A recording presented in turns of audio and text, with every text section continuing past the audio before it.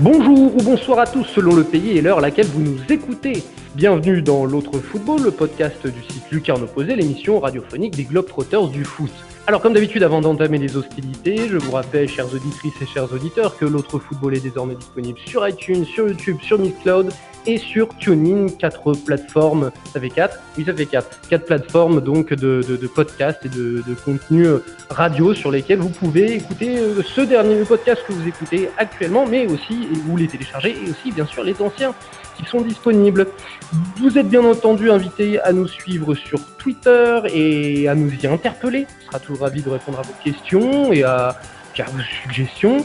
Et puis bien sûr, n'oubliez pas de partager les articles, les podcasts bien sûr, mais aussi les articles de Lucarne Opposé, donc de toute notre rédaction. Et j'en profite puisqu'il est sorti il n'y a pas longtemps.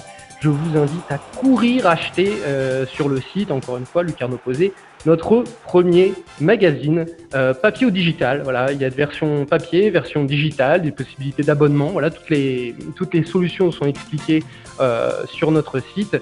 Voilà, on vous propose un contenu, un gros contenu, 86 pages. Donc on est parti sur du trimestriel. On espère que ça vous plaira. On vous invite à y aller. Voilà, c'est un petit projet qui pour nous a enfin vu le jour, et c'est un gros projet qui a enfin vu le jour, et c'est un gros moment pour nous. Donc voilà, on courait acheter le numéro 1 de Lucarne Opposé magazine. Alors l'autre football numéro 16 qui va nous emmener enfin manger des tacos al pastor, des tortas ahogadas, descendre quelques micheladas aussi en écoutant un peu de banda, et puis qui va nous faire mandar los gringos a la verga, carnales. Et, enfin bon, pardon, je m'emporte un peu là, mais voilà, j'adore ce championnat, j'adore ce pays, le Mexique. Ah ouais, vous l'aurez compris. Ah ouais, non mais voilà, je suis passionné de ce pays dans lequel j'ai un peu vécu, et on va en parler avec Diego Tonatu qui fait son premier passage avec nous. ¿Qué onda, güey? ¿Qué onda? Muy bien, ¿y tú? Ça va? Bien, pues bien, Ça roule? super bien.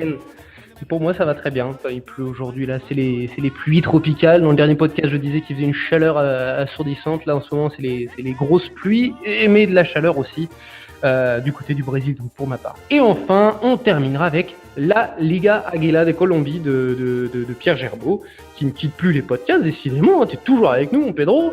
Comme au Mexique, le championnat régulier, la phase régulière est terminée, et on connaît les participants au play-off, au championnat, au tournoi à élimination. C'est un quart de finale. Voilà, qui serait de fois que, contrairement au Mexique, mais on va y venir, sont des quarts de finale. ¿Qué onda, Pedro? Bah bien, ¿y tú? Bien. D'ailleurs, j'ai l'habitude de dire ¿Qué onda parce que j'ai appris l'espagnol du côté de Guadalajara au Mexique. Mais ça se dit ¿Qué onda en colombien? On dit plutôt ¿Qué tal? Ouais, ¿Qué tal? Bon. Ouais, plutôt ¿Qué tal? Après, ¿Qué onda? On comprendra et on le dira, il n'y aura pas de problème, t'inquiète pas. D'accord. Et ben c'est parti, donc direction la Liga MX, comme promis, dont je vais rappeler rapidement le fonctionnement. On commence, si vous êtes un peu habitué au championnat latino, vous ne serez pas énormément surpris. Donc on a un championnat à 18 équipes séparées en deux phases, la apertura et la clausura. Là actuellement c'est la apertura qui est en cours. Ces équipes se rencontrent une fois chacune lors de chaque phase, et ce sont donc les 8 premiers qui sont qualifiés à des playoffs qui s'appellent donc la Liga. La Liga, la petite ligue. Exactement, la petite ligue. Et pour en toucher un mot, le système de descente se calcule avec un quotient de points répartis sur les 3 saisons, c'est ça, Diego? Oui, c'est ça, en fait, c'est assez particulier. Je ne sais pas si c'est unique au monde. En tout cas, je ne connais pas vraiment de championnat qui fait ça. C'est sur les 6 derniers tournois, donc les 3 dernières années, puisqu'il y a 2 tournois par année. Et c'est une moyenne de points sur ces tournois-là. Alors, le promu, lui, évidemment, on ne peut pas faire cette moyenne. Donc, lui, on calcule, on ne peut pas faire la moyenne sur les 6 derniers tournois. Donc, on va prendre la moyenne de points sur les matchs disputés. Donc, évidemment, le coefficient du promu, en l'occurrence, c'est les Lobos de Puebla, évolue très fortement. Très variable, ouais, voilà. Selon qui gagne, il peut très très vite monter comme très très vite descendre. Et c'est parfois assez difficile de se sauver. Ce qui est assez intéressant, c'est qu'il y a peu d'équipes qui jouent le maintien finalement. On en compte rarement plus de 4. Donc, il y a souvent 3 à 4 par saison, quoi. voilà, il y a souvent le promu et 3 équipes qui sont régulièrement placées dans les mauvaises On ne peut places, pas les quoi. nommer. On a du Querétaro, du Veracruz, du Puebla, il y Puebla. a pas mal de temps. Chivas, à un moment, les Chivas, Ouais, il y qui a ont 3 ans, ils ont été. failli descendre, hein. Ils ont déjà été virtuellement à l'avant-dernière journée éventuel descendant, et également l'Atlas, hein, L'Atlas, j'allais dire, voilà. le L'Atlas. rival de la ville de Guadalajara. Le Stade Rennais du Mexique. Il y a même les couleurs, tout. Ouais, il y a L'esprit, les couleurs, voilà, il y a juste pas le stade, parce que quand même le stade de l'Atlas, c'est quand même quelque ah, oui, chose, hein. c'est le Jalisco, l'inutile Jalisco. Voilà, surtout pour un club qui a aussi peu de succès. Ouais, voilà, donc voilà, c'est ça, exactement. Donc voilà, merci de l'avoir expliqué, là, ce système un peu de Alors, caution pour la descente. Et juste un point juste. encore, Ah, un point vas-y. encore sur la descente. Pourquoi, enfin, beaucoup se plaignent de ce système. Une des raisons principales, c'est parce que, en fait, un gros peut se permettre de faire un tournoi absolument catastrophique. En l'occurrence, cette saison, on peut prendre l'exemple des Pumas, On va en reparler, ouais. qui ont terminé dernier de l'Apertura avec seulement 13 points. Mais vraiment un tournoi calamiteux, et ils sont absolument pas concernés par la descente à la faveur des tournois précédents. Donc voilà, les gros sont souvent protégés, ça leur permet de faire, ça leur autorise une phase calamiteuse sans avoir à se préoccuper de ça et à pouvoir se rattraper par la suite. Vas-y, Pierre. C'est le même système en Colombie, exactement le même système, et ça soulève exactement comme tu viens de l'expliquer, ça soulève des contestations, et effectivement ça a la même vocation de protéger les gros, comme Junior par exemple, qui avait fait un premier semestre dégueulasse. Catastrophique, on se souvient, on avait parlé dans les podcasts dont on avait déjà parlé de la Liga Águila, et s'était pas qualifié pour le championnat, pour les playoffs. Alors, pour vous les donner, les 8 qualifiés pour cette Liga, dans l'ordre, dans l'ordre, ma foi, de leur classement, nous avons aux 2 premières places les 2 gigantesques de Monterrey, premier donc les Rayados de Monterrey, et second les fameux Tigres de Dédé Gignac. Arrive ensuite en 3e position l'América, Los Águilas, l'América de Mexico, qui est l'un des géants, hein, des très grands clubs du pays. Ensuite arrivent les Monarcas de Morelia, qui reviennent d'une période un peu difficile. On parlait des équipes qui sont régulièrement inquiétés pour par le la maintien, descente. voilà, inquiétés par la descente, je cherchais l'expression. Les Monarcas en sont, mais cette fois ils ont fait une très bonne campagne, et ça fait un petit moment qu'on les avait pas vus à ce Si, stade. c'est le deuxième tournoi, c'est le deuxième tournoi d'affilée où ils se qualifient. Ah oui, c'est vrai. Ouais. En fait, ce qui était c'était assez marrant, le dernier tournoi, donc le Clausura, qui s'est terminé au mois de mai, Morelia, jusqu'à la dernière seconde, se bat pour le maintien, mais se bat également pour la qualification en Liguilla, parce qu'il termine finalement 8e, donc qualifié pour la Liguilla, et en même temps, il se sauve, parce que ils avaient fait tellement des tournois catastrophiques avant que le club était dans cette position de potentiel descendant et potentiel participant à la Liguilla, ce qui aurait été du jamais vu. Et c'est du jamais vu, ça, oui, je savais pas, c'est une bonne question. Pour nous, en tout cas, c'était du jamais vu. D'accord. 5e donc, les Diables Rouges, los Diablos Rojos de Toluca, une petite ville, c'est pas une très grosse ville, Toluca, donc au nord de la capitale. Ouais, 2 millions d'habitants, ça va. Oui, gros, c'est 2 millions, Toluca? Ah oui, je confonds avec Pachuca, pardon. Oui, voilà. C'est Pachuca qui est une toute petite ville. Oui, Toluca, pardon, est une assez grosse ville. Ensuite, en 6e position, enfin, parce que ça fait longtemps quand même, et il paraît qu'ils sont on espère qu'ils sont un petit peu mieux, parce que eux aussi, on pourrait les qualifier de Stade Rennais mexicain. Ils n'ont pas les couleurs, mais eux, ils ont vraiment l'esprit.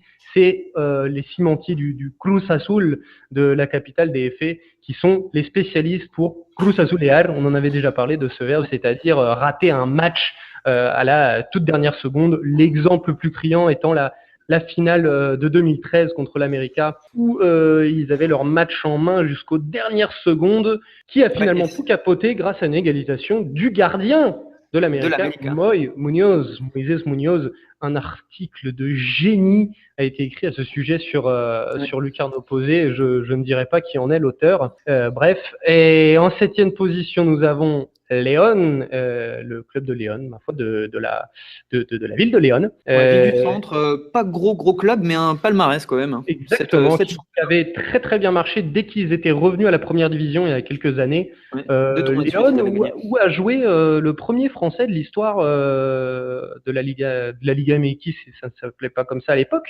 Tu nous rappelles qui c'est déjà? Alors, t'es sûr que c'est lui c'est le franco-camerounais là c'est Amara pas lui Simba. Amara Simba. Alors moi je pensais à Oman Biyik, c'est pour ça. Mais parce Qui que a joué à la Oman Biyik, pour moi, est que camerounais. Oui, d'accord, donc il est que camerounais en effet. En fait, Voilà. à chaque fois les Mexicains me le rappellent comme étant un Français en fait. Parce que, bah oui, il a joué en Et France, voilà. mais non. C'est vrai. Oui.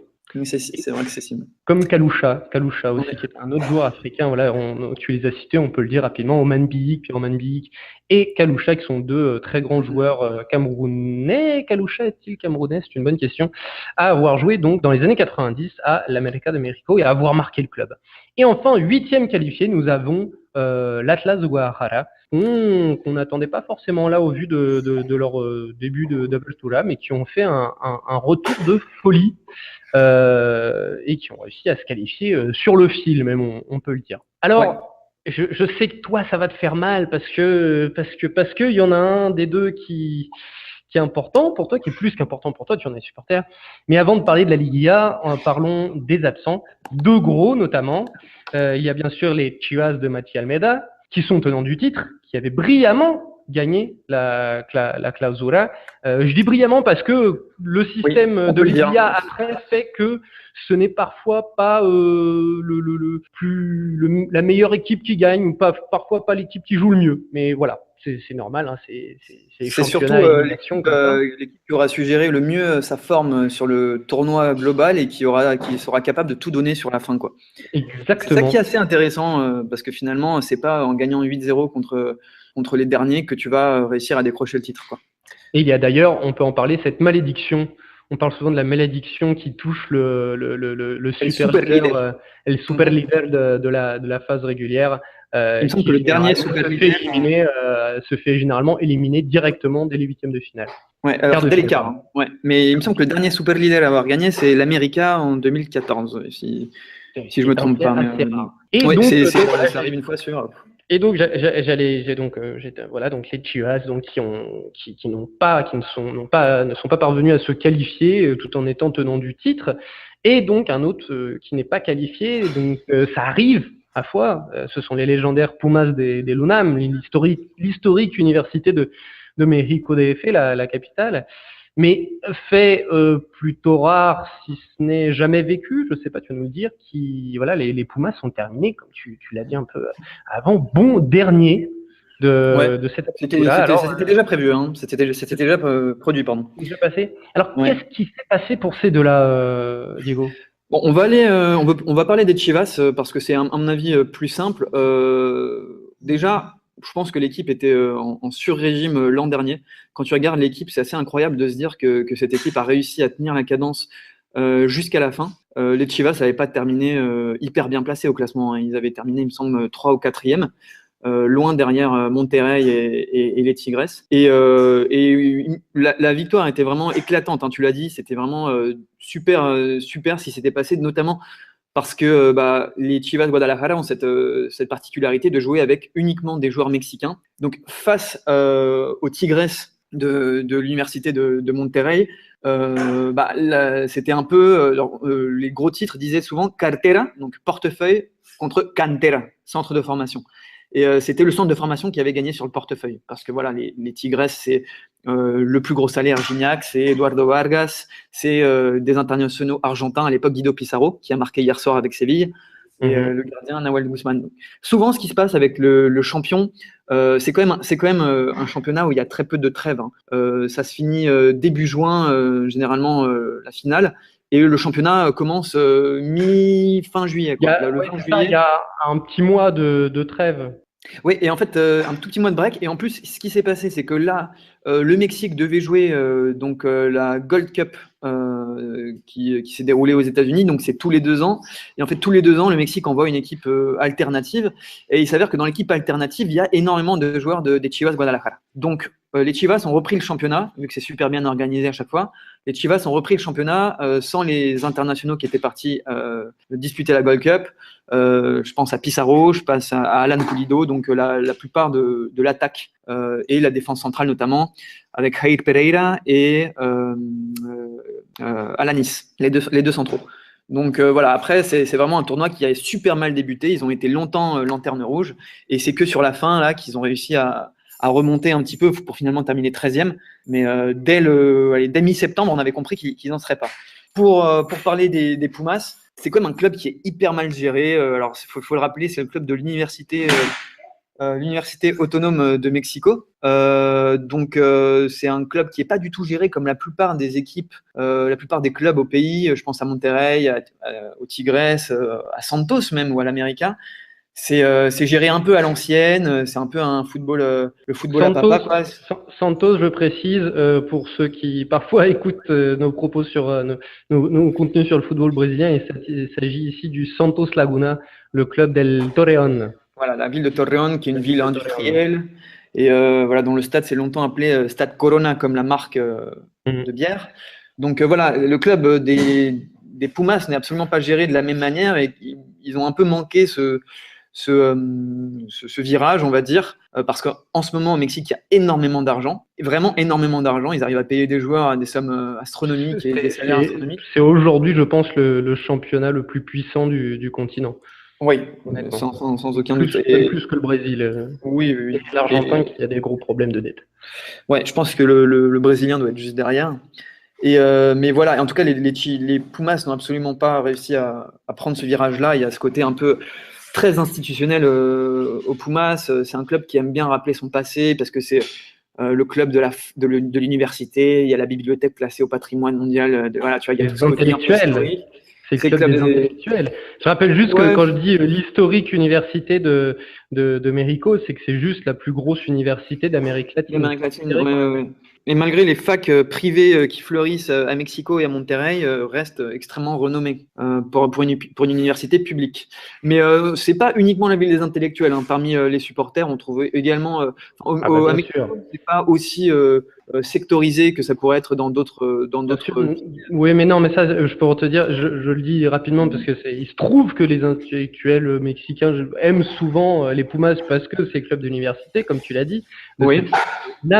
Mais c'est vrai que c'est comme quand on dit tel club au Brésil, en Argentine, tel club, c'est le club des riches. À São Paulo, pour avoir vécu à São Paulo, le São Paulo FC est censé être le club des riches parce qu'il est basé à Morumbi et que à sa création, c'était en effet un club réservé pour les riches, un peu comme le Racing, enfin les Racing, etc.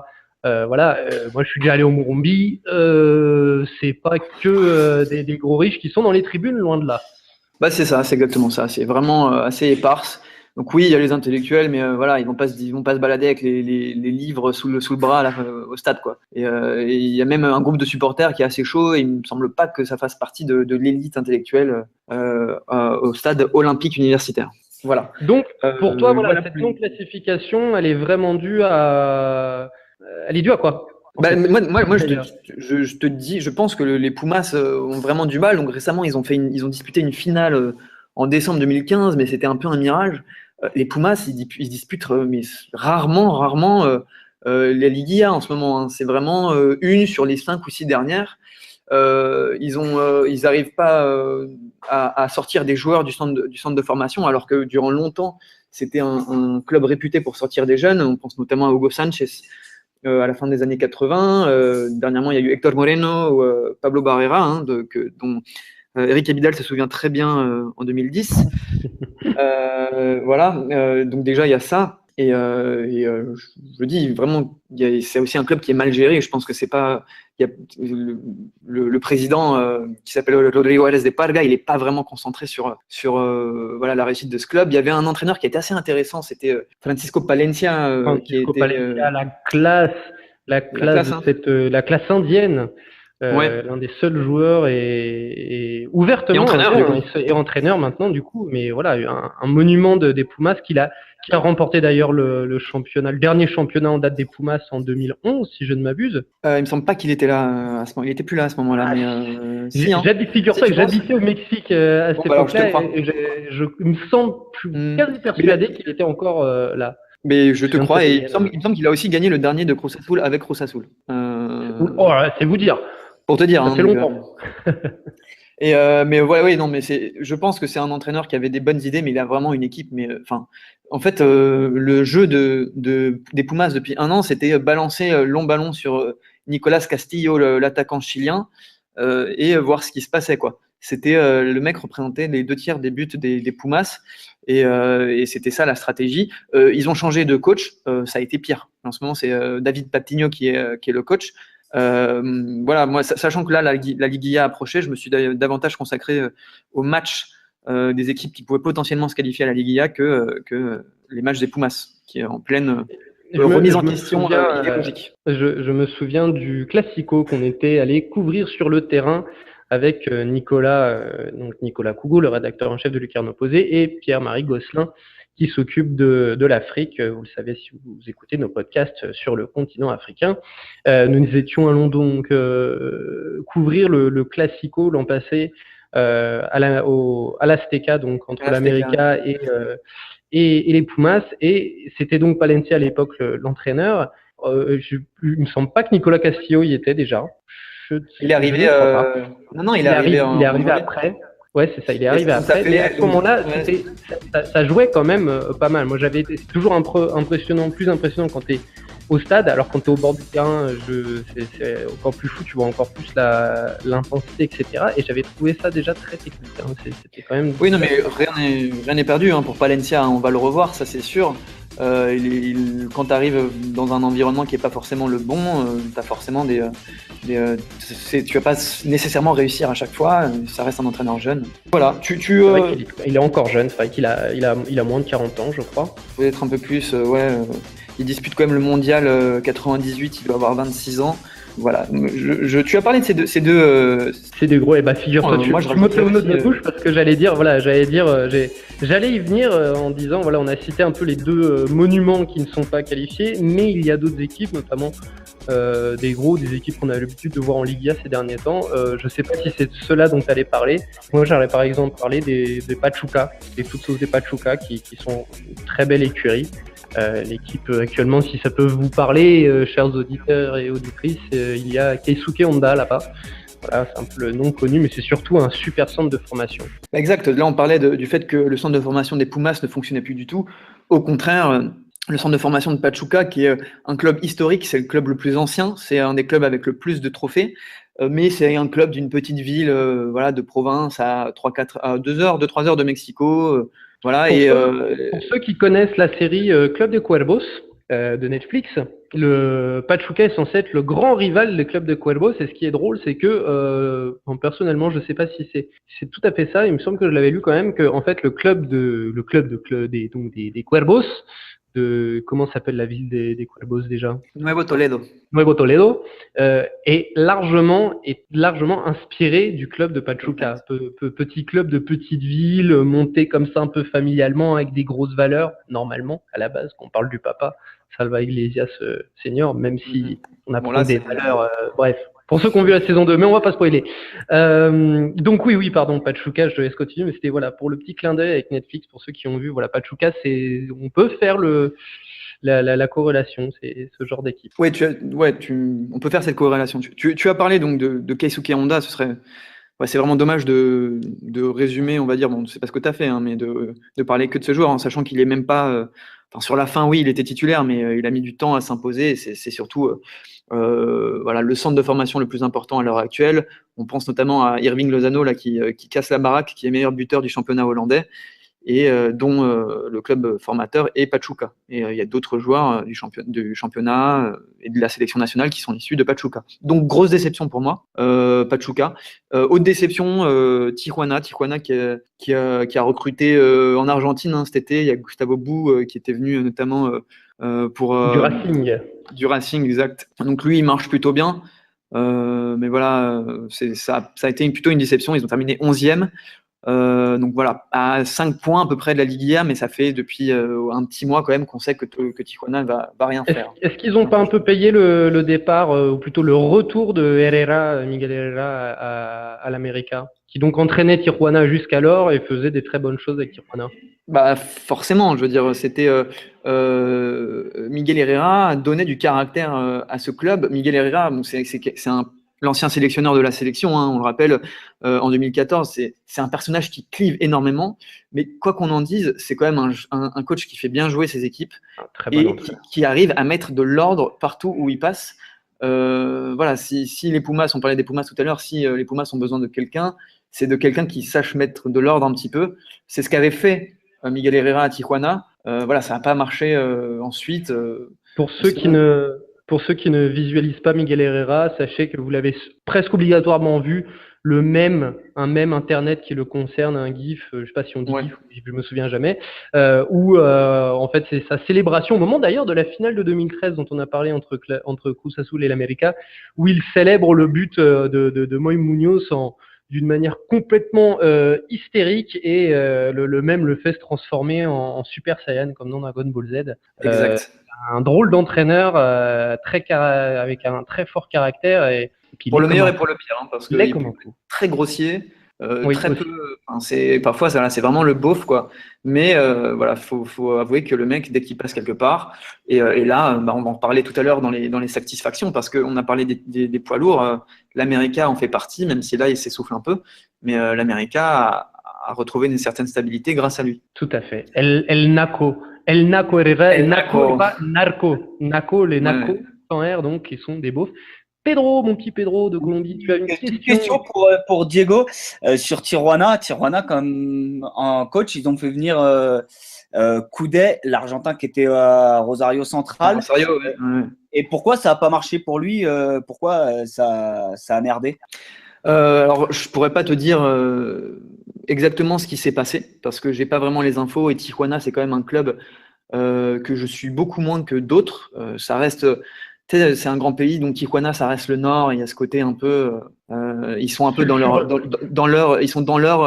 bulle un peu, hein, les clubs du nord. Ils sont en MLS? Non, quand même pas. Ils sont pas encore en MLS. non, ils ont pas intérêt à y aller. Enfin bon, ça c'est une petite pique à la MLS. Mais non, mais ça reste le nord, quoi. Et c'est une mentalité différente. Le stade, c'est différent. C'est pas vraiment l'Amérique latine, Tijuana. Peut-être que culturellement, ça a pas collé. Peut-être qu'avec le club qui est géré par une entreprise de paris sportifs, de casino, peut-être que ça n'a pas du tout collé. Sur Tijuana, il pourrait y avoir une série Netflix aussi, honnêtement, je pense. Il y a un documentaire qui a été réalisé. Un documentaire parce qu'en fait, ce qui est assez intéressant, c'est que c'est un club assez jeune qui est monté en 2011, il me semble, pour remporter un tournoi en décembre 2012. Donc, c'était assez intéressant de voir l'ascension. C'est quand même un club assez populaire, finalement, qui a gagné très vite en popularité à Tijuana, une ville qui est très très ouverte sur les États-Unis, évidemment, puisqu'elle est à la frontière en face de San Diego. C'est une ville qui regarde énormément le baseball, le basket, surtout le baseball. Et donc, le foot a réussi à se faire une place, parce que c'était quand même le désert là-haut. C'est le cas de le dire, hein, parce que c'est réellement le désert, mais c'était aussi le désert au niveau football. Oui, il y a longtemps, il y a eu les Indios de Ciudad Juárez. Juárez qui revient bien en deuxième division. Oui, tout à fait, oui. Je vais un peu te presser, je sais qu'on parlait de Tijuana, etc., mais on va avancer parce que ma foi, il faut avancer. Parlons, ma foi, de ces 8 qualifiés, dont je vais donner les quarts de finale. Donc, en fait, pour rapidement expliquer, la sélection des quarts de finale se fait, donc le premier du classement est opposé au 8e, le second au 7e, le 3e au 6e, pardon, et le 4e au 5e. Voilà. Donc, ce qui fait que les Rayados de Monterrey seront opposés à l'Atlas, que les Tigres seront opposés à León, que l'América México sera opposé à Cruz Azul dans un derby chilango. Chilango est un surnom Classico pour les habitants de... Le Classico Joven. Ah oui, le Classico Joven, tout à fait. Et les Monarcas de Morelia seront opposés à Toluca. On va peut-être pas les faire... On peut faire rapidement, si tu veux, les poids lourds, parce qu'il y a finalement... On va pas forcément les faire les uns après les autres, mais est-ce que tu peux dégager quand même des poids lourds de ces quarts de finale, des équipes qui ont un peu le chemin un peu plus tracé facile? Ouais, voilà. Déjà, les poids lourds, c'est assez facile de les déterminer. Les 3 premiers, Monterrey, 37 points, Tigres, 32, América, 30. Juste derrière, donc, il y a très vite Morelia et Toluca qui arrivent, mais ça, ce sont vraiment les 3 poids lourds. Ils sont qualifiés presque systématiquement à toutes les Liguillas depuis quelques années. Ils marchent sur le championnat. Oui. S'ils ne le gagnent pas, ils sont forcément quart de finaliste, demi-finaliste. Oui. Donc, si tu veux, on passe assez vite, parce que finalement, c'est à peu près les mêmes points forts à chaque fois. Monterrey, qui est... vraiment une super équipe qui marche de manière super offensive. C'est des attaques extrêmement directes, extrêmement placées. Il y a très peu de possession et ça écrase tout sur son passage. Seul problème de Monterrey depuis au moins 2 ou 3 ans, ça fait des super des super championnats. Ça finit très souvent leader et ça s'écrase dès que la Liguilla commence. Très souvent parce qu'ils ne savent pas encore correctement arriver en forme, soit fin novembre, soit début mai pour la Liguilla. Au contraire des Tigres, les Tigres, ils sont rarement leaders et eux, c'est vraiment au dernier moment qu'ils arrivent en forme. Gignac, pour le moment, je fais un petit focus sur lui. L'an dernier, il avait mis peut-être 4 buts uniquement sur la phase régulière du Clausura. Il a dû mettre 6 ou 8 buts en Liguilla. Et là, il a mis uniquement 4 buts. Il me semble qu'il est 28e buteur du championnat. Gignac, meilleur salaire, etc. 28e au classement des buteurs, dont 2 pénaltys, il me semble. Mais tu peux être assuré que le mec, c'est parce qu'avant tout, il sait qu'il y a une Liguilla à jouer et qu'il peut tout casser. Et l'Américain, jusqu'à maintenant, en effet, Dédé, il a toujours fait péter le ketchup dans la Liguilla, quoi. Et ce qui est assez rigolo, c'est que dès le départ, comme tu le dis, attendu au tournant, les médias l'ont pas loupé. Quand il a commencé à fléchir, on a commencé à parler, surtout des anciens joueurs. Je me demande si Hugo Sanchez d'ailleurs ne l'avait pas critiqué à ce sujet en disant quel salaire pour un rendement aussi faible, etc. Et systématiquement, il leur avait répondu avec ses pieds, avec son talent dans la Liguilla, en marquant but sur but et en étant décisif à chaque fois. Et j'ai envie de dire que plus les années passent, plus tout le monde lui laisse faire son championnat un petit peu moisi et attend de le voir en Liguilla parce que voilà, il l'a fait une fois, il l'a fait 2 fois. Maintenant, on sait que on va peut-être pas trop le critiquer trop vite, quoi. Oui, non, mais c'est la force de Gignac, c'est d'avoir été extrêmement humble en arrivant au Mexique. Il a bien compris que c'était pas le championnat qui devait s'adapter à lui, mais c'était bien lui qui devait s'adapter au Mexique. Ça, il l'a fait sans problème. Et oui, comme tu le dis là, par exemple, personne l'embête en ce moment. Je veux dire, de toute façon, la hype Gignac, même s'il est toujours très populaire à Monterrey du côté des Tigres, voilà, c'est beaucoup moins la hype qu'au tout début, il y a 2 ans. Et, elle est redescendue, c'est plus la bête de foire, c'est un joueur du championnat mexicain. Voilà. Surtout que devant, maintenant, tu as le numéro 9 de la sélection chilienne, Eduardo Vargas, et le numéro 9 de la sélection équatorienne, Enel Valencia. Donc le poids sur les épaules de Gignac a été extrêmement délesté. Donc l'Américain, on a parlé, on fait vite aussi, donc Herrera qui a remis un peu en selle cette équipe. Moi, je la vois pas vraiment réussir. Elle est un peu moribonde sur les 2-3 derniers matchs. Est-ce que c'est parce qu'elle se réserve? On verra. Elle aura la possibilité de jouer contre Cruz Azul, donc dans ce Clásico Joven. Et c'est ça qui est intéressant, c'est qu'en fait, parmi les équipes qualifiées, on retrouve des équipes un peu losers qui sont finalement des bonnes surprises. Donc Cruz Azul qui a réussi à trouver une vraie identité grâce au nouveau coach espagnol Paco Gémez. Il avait coaché le Rayo Vallecano. Cruz Azul, c'est une équipe qui faisait longtemps rire. Tu l'as dit tout à l'heure, il y a un verbe qui a été inventé pour Cruz Azul qui en fait signifie foirer les choses au dernier moment ou alors de manière complètement ubuesque. Cruz Azulear. Et en soirée avec tes potes. Je crois que c'est ce que tu allais dire. C'est au point que ça rentrait dans le vocabulaire quotidien. Donc, tu peux Cruz Azulear parce que t'avais le truc au bout des mains là, comme ça. T'allais le faire et puis au dernier moment t'as capoté pour rien.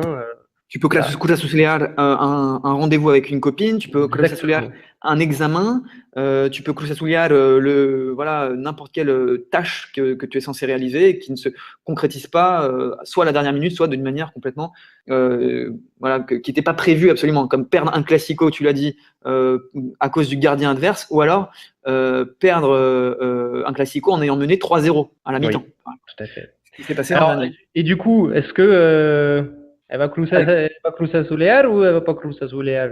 Cruz Azul peut largement sortir l'Américain. Il n'y a aucun problème là-dessus. Je dis pas qu'ils sont favoris, l'Américain reste favori, mais ce serait pas quelque chose d'irrationnel de voir Cruz Azul gagner. Cruz Azul ne fait plus rire, en tout cas plus rire dans le mauvais sens du terme.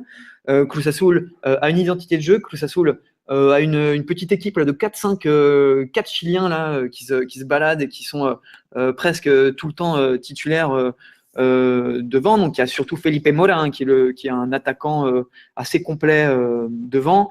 Il y a Silva, il y a Mena, Silva, enfin ils sont tous presque internationaux, hein, il me semble, à part Mena, mais en tout cas il y a Silva qui est milieu de terrain dans cette équipe. Moi je dirais que le point faible c'est peut-être la défense, hein, une défense un peu vieillissante, qui a pas vraiment de niveau Liguilla. C'est surtout son attaque et son milieu de terrain avec Peñalba, Rafael Baca, l'équatorien. Donc c'est vraiment une équipe qui peut sortir l'América, sachant que c'est une équipe qui joue, vraiment qui joue. C'est agréable de voir Cruz Azul jouer. C'est pour ça que Paco Gémez avait été contracté, contracté. Engagé. J'ai du latin, mais verbes français, j'ai du mal parfois. Ouais, c'est ça. Il a été recruté pour ça. Ça a été un peu compliqué au début. Là, sur ce tournoi-là, donc Cruz Azul finit 6e. Donc ils ont quand même dû attendre la fin, hein, parce que c'était serré. Mais c'est amplement mérité. Ça fait du bien de voir cette équipe. Déjà pour le peuple azul, parce que c'est quand même un peuple qui souffre, il faut le dire. Et voilà, pour un des 4 géants. Et donc intéressant de voir. Moi, je pense que le Cruz Azul América, c'est peut-être le match le plus intéressant parce que c'est un classico. C'est le plus indécis et c'est celui où, je pense, celui où le moins bien classé peut le plus battre le mieux classé. Il peut se passer des choses et tu l'as parlé d'ailleurs. Du coup, tu l'as dit en parlant des Tigres et du rival des Rayados Monterrey. Pour l'Atlas et pour León, tout peut se passer, mais ça va quand même être assez compliqué. Et du coup, j'aimerais que tu termines par du coup ce match un petit peu plus équilibré entre Toluca et les Monarcas de Morelia. Qui on voit passer? Pourquoi le championnat mexicain est intéressant déjà? Parce que la plupart des équipes jouent. Je pense que sur les 18 équipes, je pense que tu as 15 équipes qui viennent pour attaquer. Et l'une des équipes qui ne vient pas forcément sur le terrain pour faire le jeu, c'est Toluca. Et pourtant, tous les clubs est toujours bien placé. Alors, c'est un club qui marque quand même des buts. Hein. C'est pas non plus le Toulouse FC. Hein. Ils en sont à 24 buts, par exemple. C'est complètement la pique du supporter violet. Je précise que tu es supporter du TFC. Ouais, enfin, on va dire que je suis, pour un autre taf, je suis régulièrement le TEF. C'est pour ça que la pique est là. C'est une tristesse de suivre le TFC. Toluca, c'est quand même un club qui met beaucoup de buts malgré un jeu plutôt ennuyant. Ils sont bons sur coup de pied arrêté. Ils ont un bon buteur, Uribe, le Colombien. Et Morelia en face, qui en fait à un moment donné va falloir se dire que Morelia, c'est plus une surprise. Ça fait 2 tournois que Morelia se qualifie, donc oui, Morelia a très peu de chances de gagner le tournoi. Hein. Morelia qui a une attaque menée par le sémillant péruvien Raúl Ruiz Díaz. C'est un super joueur. Hein. Pour la Coupe du Monde, super joueur Raúl Ruiz Díaz. Je vois mal Raúl Ruiz Díaz rester à Morelia. Il y a plusieurs clubs qui lui faisaient les yeux doux. Il a fini meilleur buteur, meilleur joueur du dernier tournoi l'an dernier, là, lorsque Morelia termine 8e. Donc c'est quand même impressionnant de voir qu'un joueur finalement pas classé extrêmement haut reçoit ce genre de récompense. Après, il n'y a pas que Raúl Ruiz Díaz. Hein. On peut également parler de Valdés, par exemple, qui est devant et qui l'aide pas mal. C'est vraiment une équipe intéressante. Moi, je les vois sortir Toluca. Après, bon, c'est quand même très, très équilibré. Ça ne gagnera probablement pas le tournoi, mais Morelia, c'est là. Morelia, ce n'est plus du tout inquiété par la descente. Ça, c'est un fait. Depuis les 2 derniers tournois qu'ils ont réalisés, là, Morelia peut regarder devant, voir ce qui va se passer avec Raúl Ruiz Díaz. C'est une équipe, c'est placé dans une ville un peu reculée. Morelia, c'est plutôt une grande ville, mais une grande ville de province. Il y a plutôt une bonne ville de province qui est marquée par les narcos. Ouais, je n'y suis pas allé récemment. C'est pourtant dommage parce que c'est une très belle ville. Le siège de la familia, les narcos de Michoacán. Voilà, le cartel de Michoacán, là, c'est un des cartels les plus violents. Et pourtant, les gens continuent de se rendre au stade. C'est plutôt, il y a plutôt une bonne ambiance. Voilà, c'est pas l'Argentine non plus, hein, mais c'est une bonne ambiance où tu prends du plaisir à aller au stade. Voilà. Et il y a du monde. Il y a du monde qui se déplace. De toute façon, le Mexique, c'est un pays où on se déplace énormément. Hein. Au niveau mondial, c'est juste derrière les cadors européens. C'est devant la Ligue 1, c'est devant la Serie A, voilà. Donc au niveau des affluences, le Mexique là-dessus, il n'y a pas très de bonne affluence. Alors ça, voilà, je vous recommande évidemment, chers auditrices et chers auditeurs, de regarder les matchs du championnat mexicain de la Liga MX. Streamez-moi ça, au diable les canaux officiels. C'est pas bien ce que je dis. Piratez-moi ça, mais à regarder absolument ce championnat. Il est absolument passionnant. Ça joue très bien. Merci beaucoup Diego. C'était la première fois qu'on parlait de la Liga MX. Ça fait longtemps que j'avais envie d'en parler parce que c'est un championnat que j'adore, mais c'était pas tout le temps disponible parce que t'étais au Mexique justement et au niveau de l'horaire c'était un peu compliqué. Je rappelle. Même mon retour en France, hein, c'est un peu compliqué, mais en tout cas c'était un plaisir également. Et je rappelle du coup rapidement les dates de ces quarts de finale. Ça aura lieu. En fait, voilà, il y en a déjà un premier ce soir. Alors on enregistre le Toluca Monarcas de Morelia ce 22 novembre, qui sera suivi le 23 de León Tigres et de Cruz Azul América. Et en fait, c'est le même soir, León Tigres. C'est le même soir. Oui, c'est ça, le 23 et le 24, l'Atlas Rayados de Monterrey. Le retour aura lieu la semaine prochaine. Ce soir, ouais. León Tigres, c'est à 22h36. Je pense, heure mexicaine, et qui doit être la même heure que. Oui, c'est moi qui. Tu as raison, c'est le 23, j'avais pas regardé l'heure, d'accord. Qui est du coup le 23 pour moi au Brésil, d'accord, ok. Voilà, bon. Enfin, on va terminer en se la coulant douce du côté des Caraïbes colombiennes, parce que j'ai envie, parce qu'aujourd'hui il fait pas beau chez moi, alors j'ai envie d'avoir un peu d'eau turquoise, tout ça. On va aller du côté de Cartagena pour faire comme promis, même si je sais que tu habites à Bogota, mais moi j'ai envie d'aller à Cartagena, puis c'est tout. Pour faire comme promis le point sur la Liga de la Liga Águila. On dit Liguilla aussi là-bas, Pedro, ou pas? Non, on dit Liga Águila. Et là, on dira la phase de play-off, est-ce qu'elle s'appelle la Liguilla? Non, ça s'appelle Quadrangulares. Ah voilà, c'est comme c'est le quadrangular comme au Costa Rica, cher à Grégory Chaboch.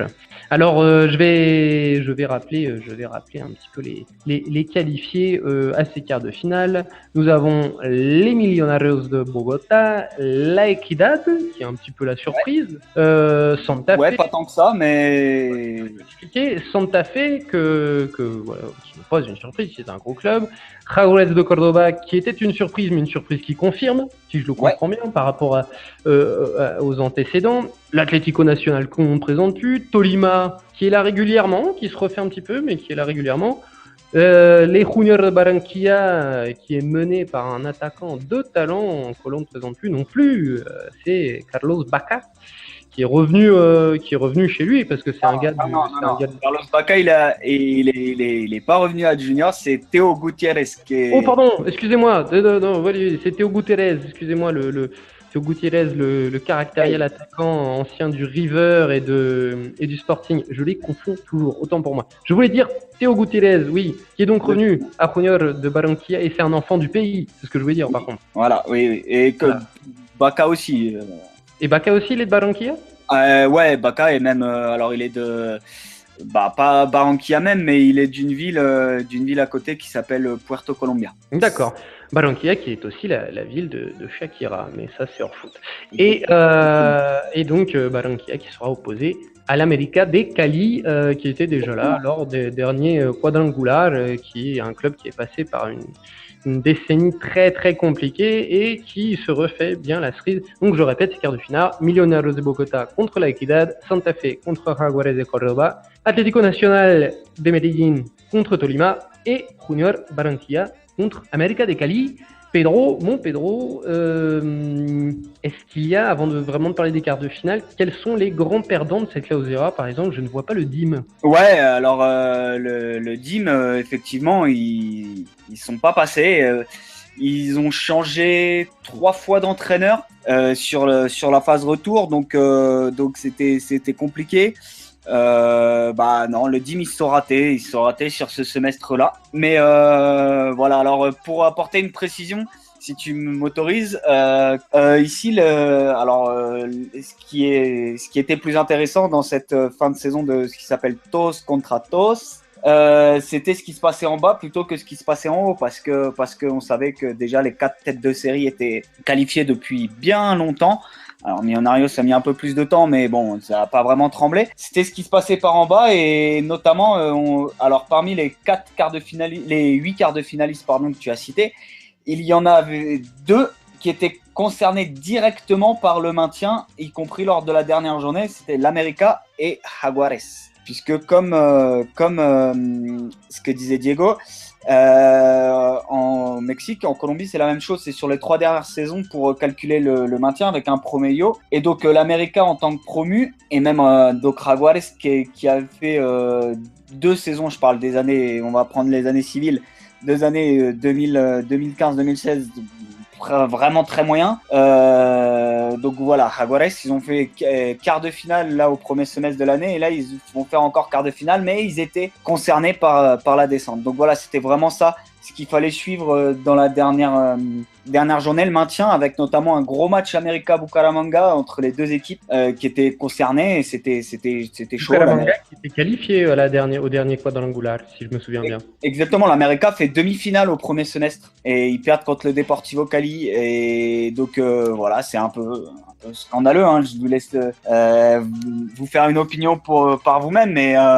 voilà, t'as ce système-là qui faisait que l'América et Jaguares étaient concernés, donc on n'était pas inquiet par Jaguares. Jaguares, ils ont c'est une des équipes les plus séduisantes vraiment par rapport à ce qu'ils ont en magasin. Ils ont un entraîneur Bodert, Bodert, qui a un arrière-grand-père allemand, hein, qui est arrivé à Choco, et donc il a fait un bon boulot quand il est passé à Cartagena. Il les avait emmenés dans la A. Donc voilà, Jaguares, on n'était pas inquiet, et l'América, voilà, l'América a fait ce qu'il fallait pour se sauver, quoi. Et c'était là le plus important, en gagnant 1-0 et 1-0 face à Boca sur un penalty de Cristian Martinez Borja, le buteur maison. Donc, du coup, oui, il n'y a pas le DIM, il n'y a pas Once Caldas non plus, mais ça, tu m'avais déjà dit.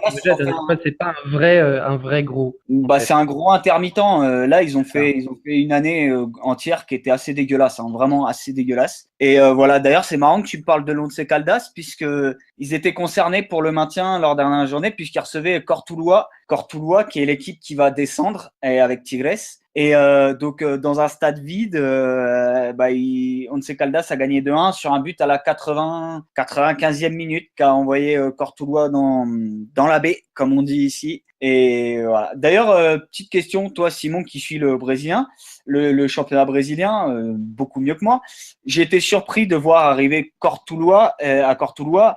Ils ont pris 3 Brésiliens, ce qui explique à mon avis en partie leur descente. Donc 3 Brésiliens qui s'appellent Wanderson Dante, Vinicius de Paiva et Lucas Sotero, que tu ne vas pas connaître, je pense. C'est ce que j'allais dire, d'où est-ce qu'ils viennent ces oiseaux? Alors ils viennent de 3 clubs que je ne connaissais pas, pardon. Pelotas, Brasil de Pelotas, dans le Rio Grande do Sul. Donc c'est le même état que Grêmio qui va jouer la finale de Libertadores, par exemple, ou l'international. Ouais. Donc Wanderson Dante qui ressemble à Dante de Nice, mais qui joue d'ailleurs défenseur central comme lui, mais qui est pas aussi fort, évidemment. Vinicius de la Paiva, il vient d'un club qui s'appelle Volta Redonda, je ne connaissais pas non plus. Alors Volta Redonda, c'est un club de Rio, de l'état de Rio.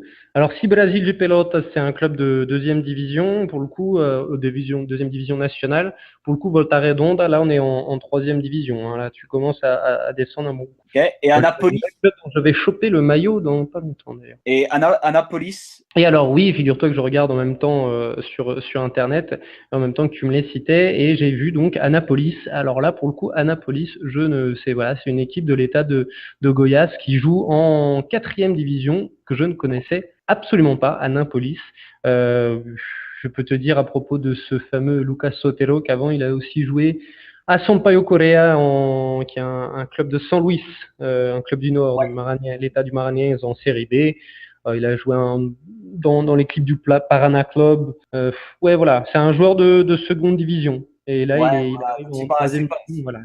Voilà, t'as pas du premier choix. Hein, un crack, ouais. Donc voilà, et il faut savoir que Cortuluá, franchement, ils avaient moyen de faire mieux que ça, parce qu'ils ont quand même vendu l'année dernière. Cortuluá fait demi-finale en 2016 dans la Liga Aguila Uno, donc qui est la première partie de saison. Ils font demi-finale et ils vendent notamment ton ami Miguel Borja, ils le vendent à l'Atlético Nacional.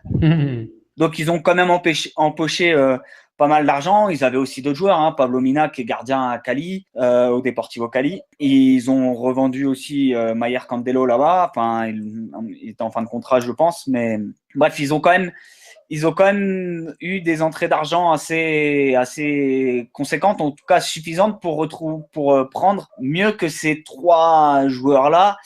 Et alors, je veux pas leur jeter la pierre spécifiquement à ces 3-là, mais voilà, ils font partie d'un ensemble de décisions négatives qui étaient prises par Cortuluá ce semestre, hein, à commencer par le choix de l'entraîneur.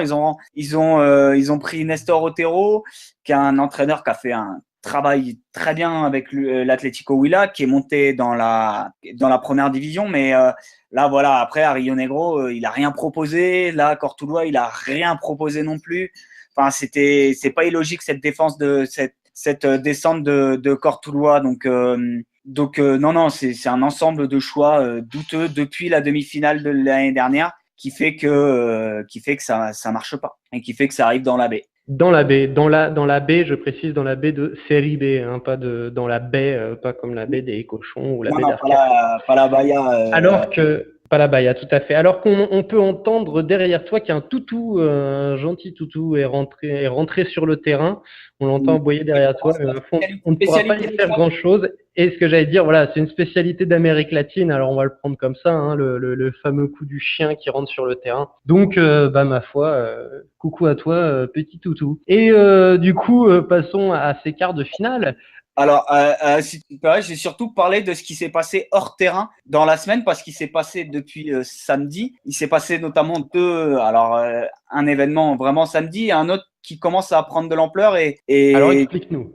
Qui est plus, on va dire, plus polémique et qui pourra faire des étincelles. Alors, le premier, c'est tout simplement, on parlait de Cortuluá, il y a un joueur à Cortuluá qui s'appelle Carlos Ibargüen, qui a lâché juste après le match face à Once Caldas, qui a lâché un peu alors on va pas vraiment dire une bombe parce que ça fait partie de la culture locale, mais qui a lâché après le match en gros, Once Caldas avait été dégueulasse toute l'année, je cite, hein. Et aujourd'hui, ils ont joué à la vie à la mort pour 700 millions de pesos. Donc, il a accusé de manière directe. Ah bah là, oui, là c'est clair et net, il les accuse de corruption, là. Exactement, il a accusé de corruption et les 3 autres équipes qui étaient concernées par le maintien. Donc, évidemment, Once Caldas, le club n'a vraiment pas apprécié et a envoyé du coup un communiqué, a demandé une grosse sanction pour le joueur. Donc, à voir, c'est en cours. Le joueur s'est exprimé aujourd'hui apparemment, donc j'ai pas encore eu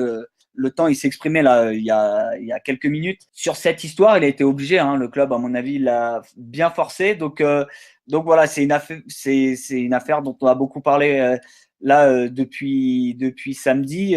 C'est moyen, surtout que c'est pas forcément vrai déjà, et ensuite Cortuluá n'avait qu'à s'en prendre à lui-même. Oui, et la deuxième affaire, un petit peu rageux surtout, ça fait surtout très rageux. Et donc la deuxième qui fait un peu plus de bruit, c'est tout simplement une grève, hein, à l'initiative de l'Atlético Nacional, qui a annoncé ça il y a plusieurs semaines et qui est en train de ramener avec lui les autres clubs et quarts de finalistes. C'est que tout simplement, il menace de ne pas jouer après le 10 décembre. Il faut savoir que donc là, on entre en quart de finale ce week-end, quart de finale aller, quart de finale après, il y a évidemment quart de finale retour, demi-finale aller, demi-finale retour, finale aller, finale retour. Ce qui pourrait faire terminer le championnat un peu tard au goût des joueurs, qui menacent de faire tout simplement grève si la Liga, s'il y a des matchs après le 10 décembre. Donc, il y a négociation et les clubs… Et quel est le problème, en fait, d'ailleurs, du coup? Les joueurs demandent tout simplement plus de vacances parce que… D'accord. Si je me souviens bien, l'année dernière, la finale avait été autour du 20 décembre, je crois, et là, ça pourrait être la même chose autour de mi-décembre, voire fin décembre, juste avant Noël. Et donc, les joueurs sont pas contents et demandent plus de vacances. Et notamment, ils seraient en négociation pour demander la tête de monsieur Perdomo, qui est ni plus ni moins le président de la DIMAYOR, qui est l'équivalent pour les auditeurs et auditrices françaises. La DIMAYOR, c'est l'équivalent de la LFP, la Ligue de football professionnel. Voilà. Donc ça, on a fait un gros bruit cette semaine. Il y a des négociations et notamment, normalement, aujourd'hui, il y a une réunion prévue entre les différentes entités, les présidents et joueurs des clubs concernés, les personnes compétentes sur ces dossiers-là et la télévision pour essayer de trouver une solution à tout ça, mais il se pourrait qu'on se retrouve le 10 décembre, et sans match, et donc c'est affaire à suivre. Donc des quarts de finale qui partent sur une base un peu houleuse.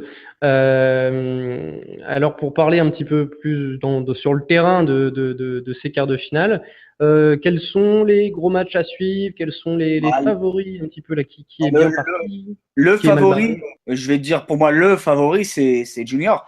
Junior qui a gagné la Copa Colombia, qui s'appelle la Copa Águila. Alors, Águila, c'est une marque de bière, donc on va dire que l'abus d'alcool est dangereux pour la santé et à consommer avec modération. Et donc, Junior a gagné la coupe. Donc, ils ont gagné leur place en Libertadores. Là, Junior va faire demain la demi-finale aller de la Sudamericana contre le Flamengo des Marcelins. Donc, vraiment grand favori. Ils ont terminé premier de la phase régulière. Alors, même si à la fin, que ce soit Junior, l'Atlético Nacional, Santa Fe, les 3 premiers, ça a vraiment traîné. Ils ont joué à 2 à l'heure. Donc voilà, pour moi, Junior favori, vraiment. Et après, Santa Fe, c'est chiant à jouer toujours.